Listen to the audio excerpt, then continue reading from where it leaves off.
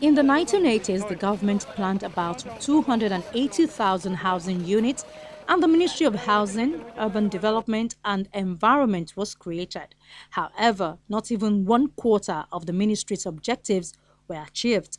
In 2013, the federal government approved the sum of 1 billion for the upgrading of slums in 5 states across the country. The fund, which is expected to be administered by the Minister of Lands, Housing and Urban Development, is to be used to upgrade slums in Kano, Lagos, Rivers, Abia and Kogi, but state of the slum areas today remain the same. Over the years, poor planning, failed policies, and lack of credible data have led to indiscriminate growth of slums in different parts of the country, with their consequences. I think Brazil is for Nigeria a very interesting country to look at, because Brazil also has to deal with what we call favelas or slums, but Brazil has found, in my opinion, a positive way of dealing with it.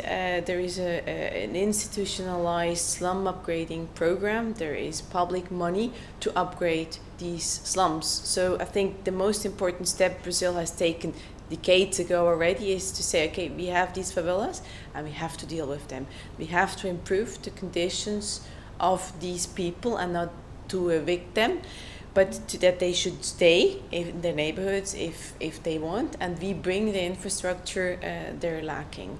And I think that's interesting for Nigeria to look at, because Brazil was also in a stage as Nigeria right now. It's a hungry country. They want to develop. They want to have progress. But I think you cannot have progress if you do not take everybody along. It's not about having you will always have, let's say, rich and poor, and less poor and less rich or middle class, whatever. This is normal, but you should also make sure that everybody sort of can cope and take them along. And I think then you will have real develop, because people can participate, they can engage, they can develop entrepreneurial activities, then they pay taxes. With taxes, government can again improve infrastructure. And I think this is how you move a country or a region or a city as a whole forward.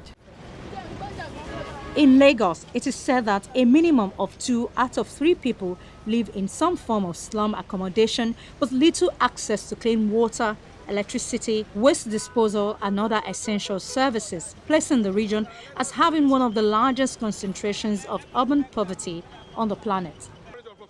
Within the state itself, the number of slum communities outnumbers those of the well-managed regions. Flooding is common and day-to-day life is tough, but widely viewed as significantly better than the extreme poverty that exists in rural Nigeria, hence the wide scale of rural-urban migration that is occurring on a daily basis. Plans undertaken by the Nigerian government have clearly failed to confront the severity of what is already a crisis, especially with regards to the disproportionate pace of the massive population rises to housing availability. Examples of initiatives include the Lagos Slum Upgrading Program at the end of the last century and the Lagos State Metropolitan Development and Governance Project, financed by the World Bank, which ended in 2013. In some places, you find out that the perceived need of the community is different from what the community actually need. So in this one, in this project, the unique thing about it is the community demanded. And so on that basis, it was agreed we need this. But throughout, from the beginning, through the project implementation to post-project phase, there's a very robust community consultation mechanism and process. So we are always constantly talking to the community.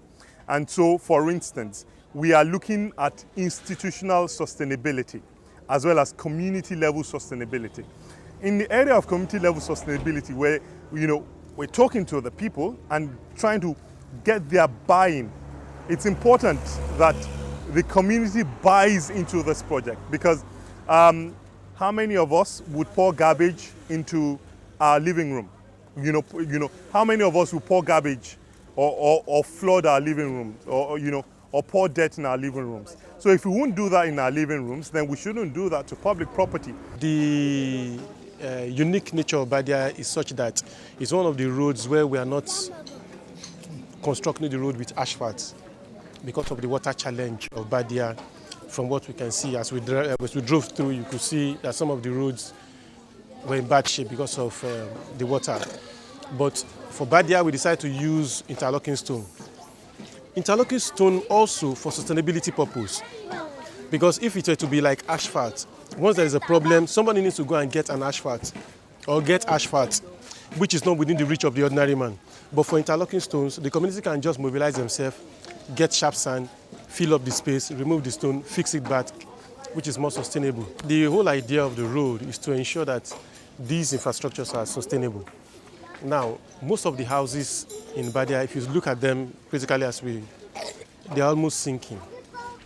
Any attempt to do a road maintaining that same level will means money down the drain, because it's only a question of just one single rain. The whole road will be washed off.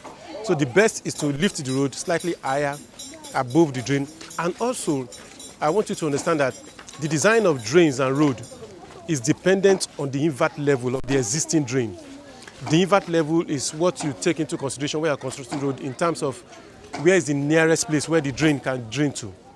Where is the nearest channel or the available collector channel or collector drain, as the case may be, where these tertiary drains can drain into. If you don't put that into consideration, there will be problem. So the little I know of engineering is that they consider the invert level of where these drains will drain to. That will now determine the height of the drain. And also in Badia, most of the houses are almost sinking. Like I said, Badia is said to be below sea level. It's always waterlogged. So the best thing to sustain the road is to lift it slightly higher.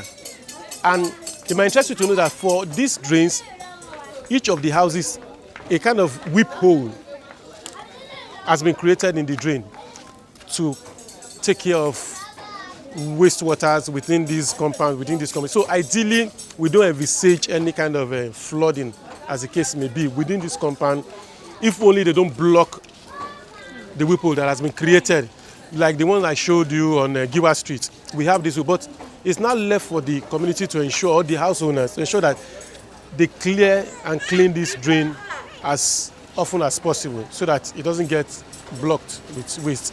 It's not enough for the government to put up these things and then try to sustain for the people. The people must take ownership of these things. These are things that they expressed that they wanted for their community. And they express willingness to maintain these things.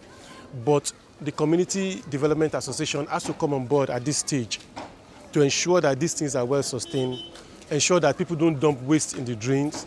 And I'm not saying this to spite the community, but because of the nature of Badia, the only way they feel they can stabilize the soil is to fill it. And the only available filling material is this waste, domestic waste that they generate.